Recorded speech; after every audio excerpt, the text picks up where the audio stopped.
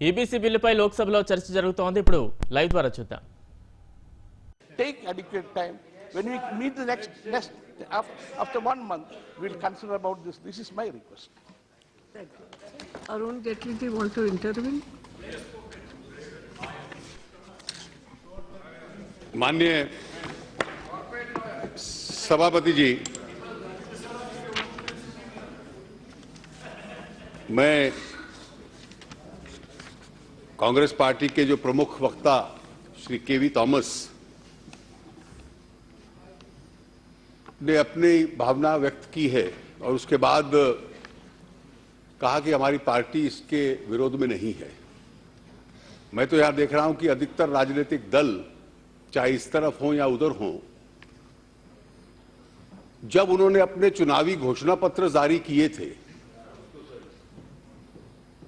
तो unreserved categories के जो गरीब हैं उन्हें आरक्षण मिले, ये जुमला तो उसमें डाला था और इसलिए आज तक कई सरकारें आई, केंद्र में भी राज्यों में भी कई बार प्रयास भी हुआ, लेकिन सही रास्ते से प्रयास नहीं हुआ और इसलिए वो कानूनी रोक के अंदर आकर कहीं ना कहीं उसमें बाधाएं खड़ी हो गई। मैं 2-3 विषय स्पष्ट कर दूं जो थॉमस साहब ने कहे। उन्होंने कहा कि 50% राज्यों की भी स्वीकृति इसके लिए चाहिए होगी। अगर संविधान की जो संशोधन करने की धारा है आर्टिकल 368 उसको पढ़ ले तो जो पार्ट 3 जिसमें फंडामेंटल राइट्स हैं उसके संशोधन के लिए राज्यों में जाने की आवश्यकता नहीं। तो इसलिए पहले भी जब आर्टिकल 15(5) अमेंड हुआ और जोड़ा गया प्रमोशंस के संबंध में, तो वो केवल संसद के दोनों सदनों से अप्रूव हुआ था, राज्यों में जाने की आवश्यकता नहीं थी।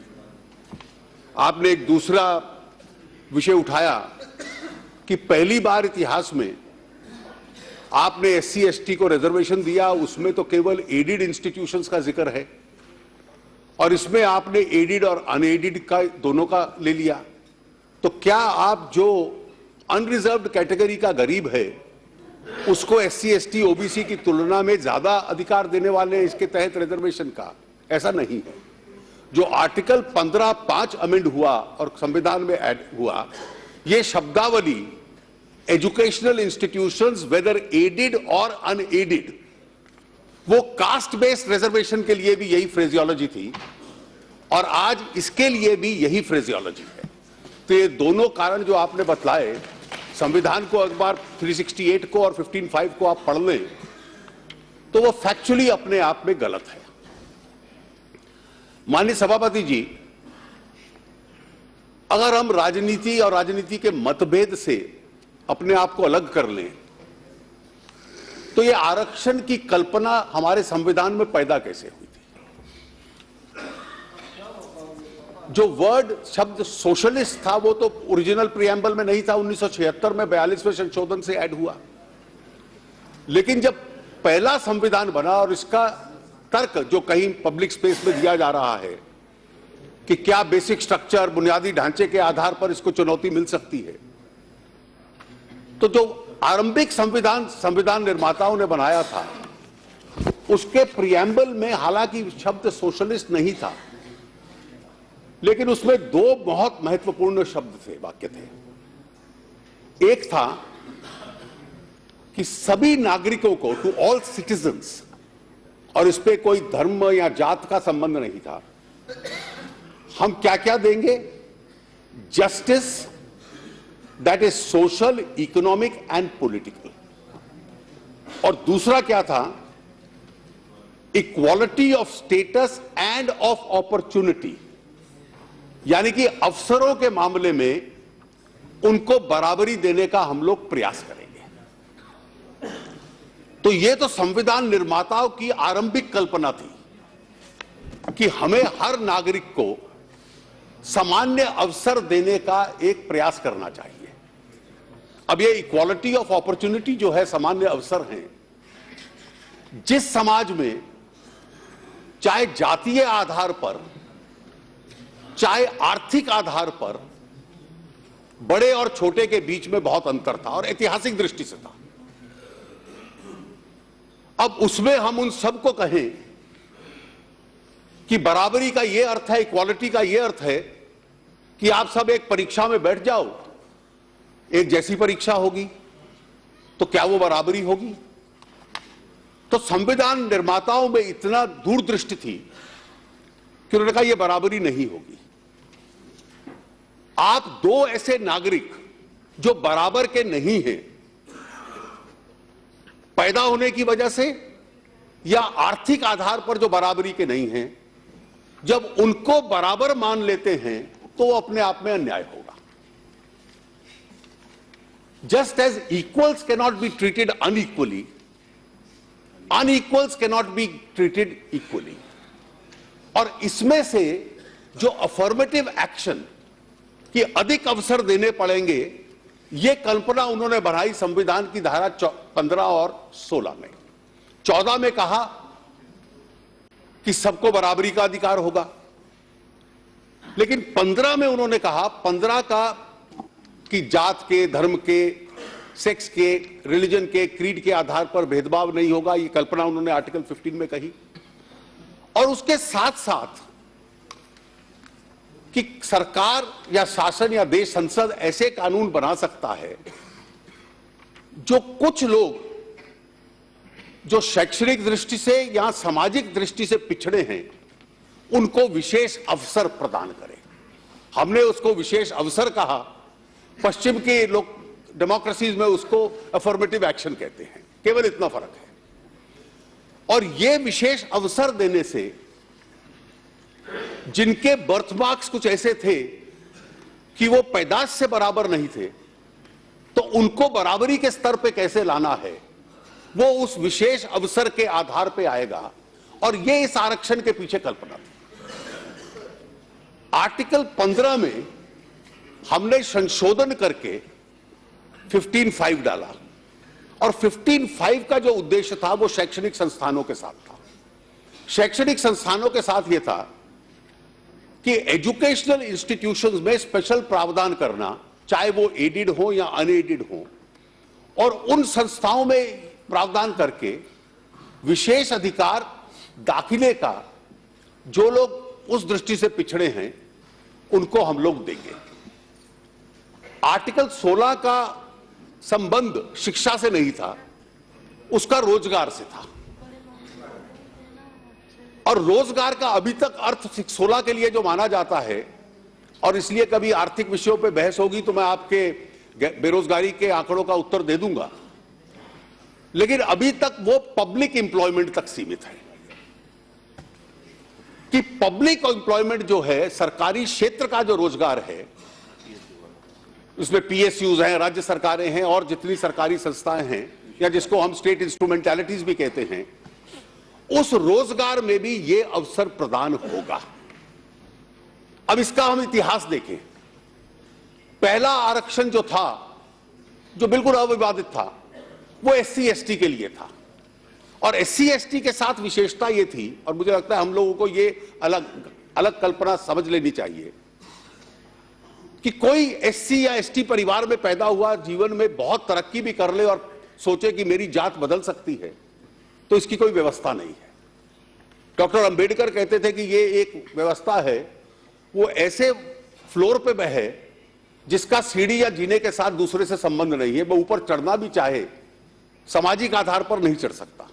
और सदियों तक उन्होंने कहा कि इससे क्योंकि इनजस्टिस हुआ है, तो इसके कल्पना की दृष्टि से पहले दिन से धारा 15 में शिक्षा के संबंध में और 16 में पब्लिक एम्प्लॉयमेंट के संबंध में हम लोगों ने प्रावधान कर दिया। इसके अतिरिक्त अन्य पिछड़े वर्ग थे, अदर बैकवर्ड क्लासेस, और अदर बैकवर्ड क्लासेस के समय इसमें बहस होती थी काफी आरंभिक वर्षों में। काका कार्लेकर की कमेटी आई, उन्होंने रिपोर्ट दिया, फिर मंडल आयोग की रिकमेंडेशंस आई, उन्होंने अपनी रिकमेंडेशन दी, और अगस्त 1990 में नोटिफिकेशन के माध्यम से तत्कालीन सरकार ने उसको नोटिफाई कर दिया। उसको सुप्रीम कोर्ट में चुनौती मिली और उस चुनौती के साथ साथ जिसका थॉमस साहब ने जिक्र किया कि जब नरसिम्हा राव जी प्रधानमंत्री थे तो उन्होंने कोई कानून नहीं बनाया लेकिन एक नोटिफिकेशन निकाला लगभग इसी प्रकार का कि 10% आर्थिक आधार पर भी अन्य वर्गों के गरीब लोगों के लिए आरक्षण होगा। सुप्रीम कोर्ट में जब चुनौती मिली तो उन्होंने इस कल्पना को पूरा रिजर्वेशन की कल्पना की चर्चा की इंदिरा साहनी के केस में और वही कानून आज तक चला आ रहा है, जिसकी वजह से एक धारणा बन गई और कल मैंने चर्चाओं में भी देखा और समाचार पत्रों में भी पढ़ा, वो गलत धारणा है। मेरा विचार ये है कि क्या ये 10% एक्स्ट्रा देके जो 50% की कैप सुप्रीम कोर्ट ने लगाई है उसका आप उल्लंघन कर रहे हैं। ये कुछ लोगों ने, आपकी पार्टी के भी कुछ लोगों ने उस पर ट्वीट किया और बयान दिए कि ये 50% से ऊपर है, ये तो रद्द हो जाएगा, क्योंकि राज्यों ने कई बार कोशिश की, वो रद्द हो गया था। ये सही बात है, राज्यों ने कोशिश की या तो नोटिफिकेशन के माध्यम से या राज्यों ने कोशिश की कि सामान्य साधारण कानून बना के, गुजरात ने भी कोशिश की कि एक एक्ट बना दिया और उस एक्ट के माध्यम से उन्होंने कहा कि हम रिजर्वेशन दे रहे हैं। बट उसका अधिकार का सूत्र क्या था? What was the source of that power? जो सोर्स ऑफ द पावर था वो आर्टिकल 15 और 16 था और वो सोर्स और ओरिजिन ऑफ पावर था कि आप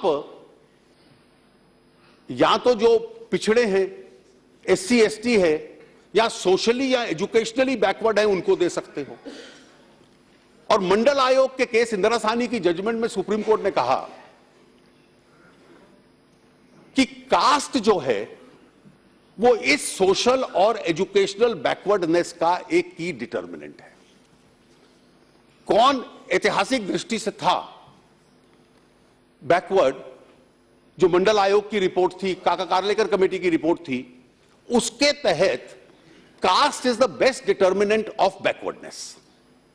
और इसलिए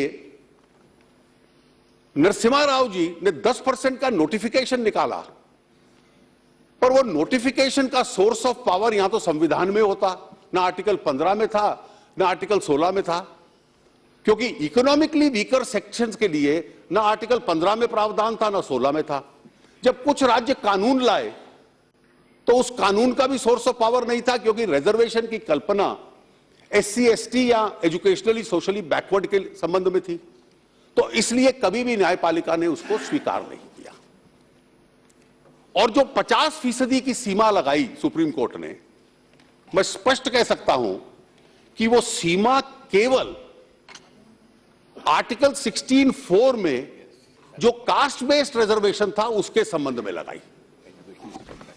वो जो सीमा थी, चाहे एजुकेशनल इंस्टीट्यूशंस में हो, चाहे वो पब्लिक एम्प्लॉयमेंट में हो, और जो जजमेंट है सुप्रीम कोर्ट का, मैं चाहूंगा पैराग्राफ 806 से लेकर 812 तक कम से कम 3 बार सुप्रीम कोर्ट ने यह बात स्पष्ट कर दी कि हम जो सीमा लगा रहे हैं 50% की, ये केवल 16(4) की जो एजुकेशनल और सोशल जो बैकवर्डनेस की रिजर्वेशन है उसके ऊपर लगा रहे हैं। मैं एक वाक्य पढ़ दूं जो इस सारी चर्चा करने के बाद उन्होंने कहा, we are also of the opinion that the rule of 50% applies only to reservations in favour of backward classes made under article 16(4). तो इसलिए केवल बैकवर्ड क्लासेस और उसमें SC ST OBC यानी 50% से ऊपर ये नहीं जाएगा। और इसके पीछे तर्क क्या था? इसके पीछे तर्क ये था कि आप अन्य वर्ग जो अनरिजर्व्ड वर्ग हैं,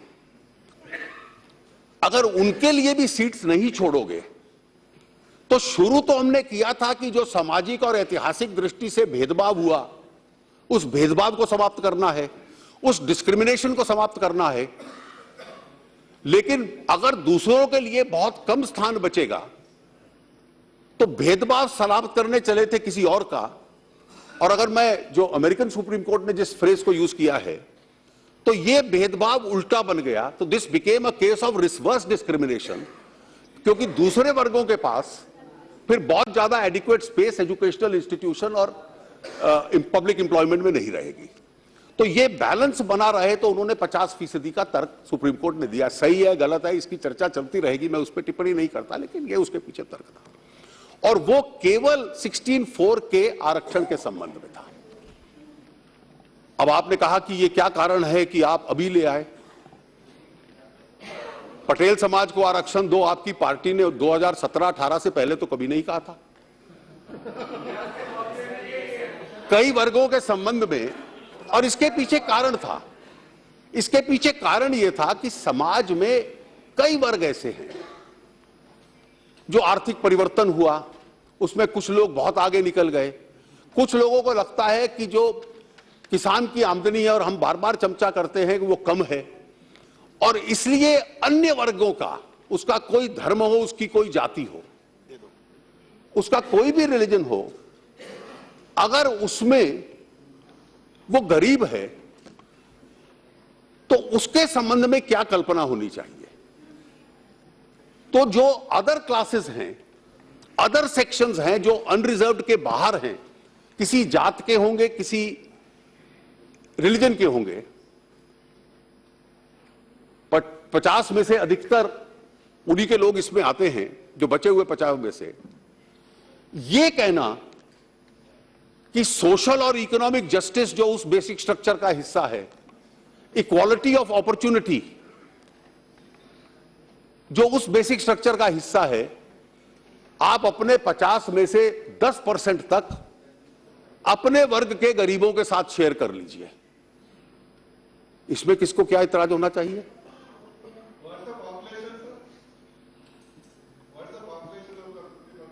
I'll check up the census records and tell you.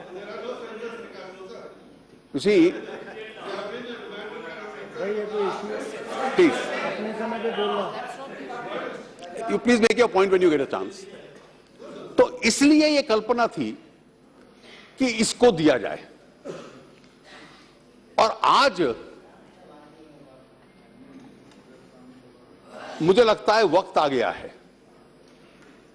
और अगर हम सब ने मैनिफेस्टोस, अगर हम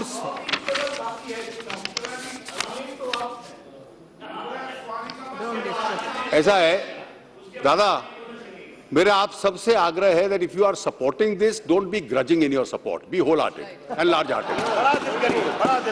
बड़े दिल के साथ समर्थन कीजिए। और मेरे अपने कम्युनिस्ट दोस्तों को भी कहना है कि जब गरीबों को दिया जा रहा है तो दुनिया का पहला उदाहरण होगा कि गरीबों के हक में दिया जा रहा है और इस देश का कम्युनिस्ट उसका विरोध कर रहा है।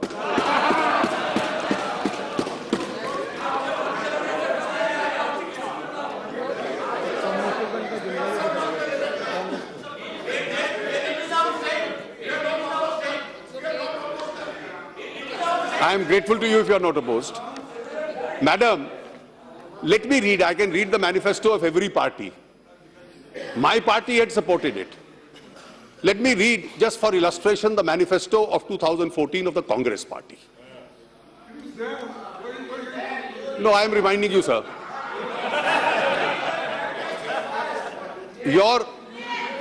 I am reminding you because your walk must match your talk. The Congress manifesto says, the Indian National Congress is committed to finding a way forward for introducing reservation in education and employment for economically weaker sections of all communities without in any way affecting the existing reservation in favor of scheduled caste, scheduled tribe and other backward classes.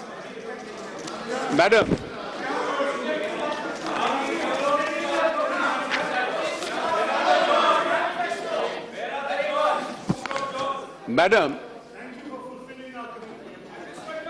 what the Congress Party had pledged in its manifesto, what the BJP...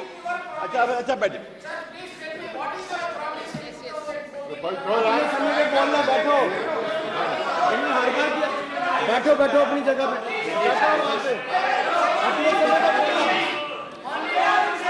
अध्यक्ष जी, इनके speaker के समय कोई बोलता नहीं है, वही बादल खड़े होते हैं। यस बैठिए, आप सबकी मत सुनो। Jaitley ji, don't listen to everybody. Madam. Yes. Don't listen to them. ये तो चलेगा ऐसे। मैडम, प्रश्न ये है कि मैंने कांग्रेस का उदाहरण दिया, लेकिन हमने भी यही बात कही थी। बैठिए, nothing is going on record. Only Jetli's statement. That's all. Let them till open. Madam, Yes. Madam, बैठो ना, आप चाहते हैं ना, आप चाहते हैं ना तो बैठो। बैठिए बैठिए बैठिए बैठिए प्लीज। नो, कुछ नहीं जा रहा है रिकॉर्ड में।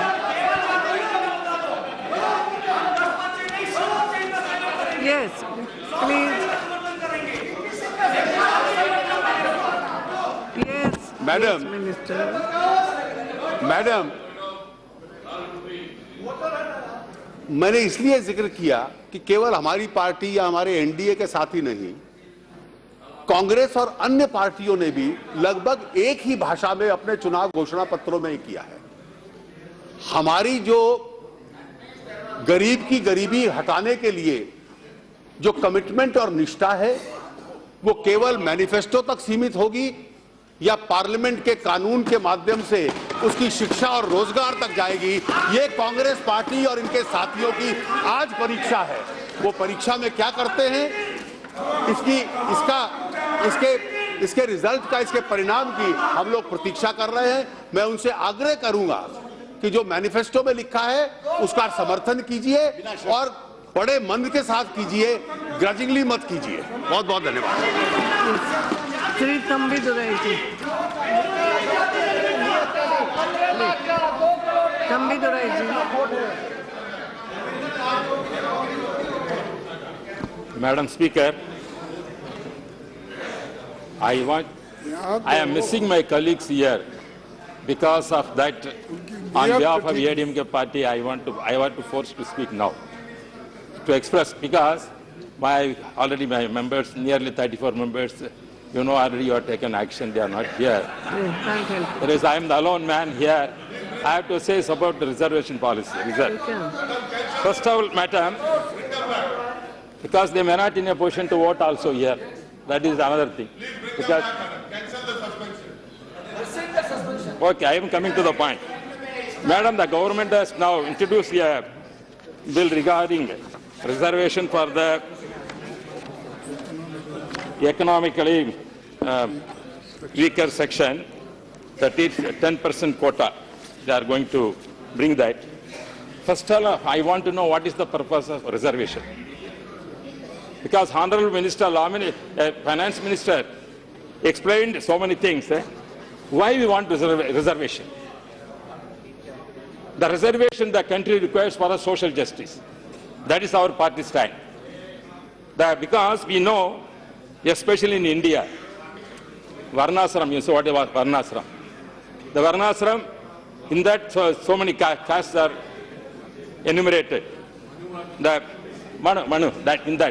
the Varnasram, we accept the Varnasram, the casteism, we have to accept that. In that we are coming, Brahmins are there, Kshatriyas are there, Vaishyas are there, Sudras. Sudras. We are called Sudras. We are the lowest in the society. I am a Sutra. I am proud to call that. Because of Sudra, we have suffered a lot. For centuries, we suffered a lot. For that only we ask for reservation. Reservation policy to uplift the Sutras like that, then only they can up. The society, untouchability, so many things come. For that kind of reservation only help. For that our movement, dividend movement, started the movement to fight for the reservation. Madam, but now this government wants to give the reservation economically bigger section.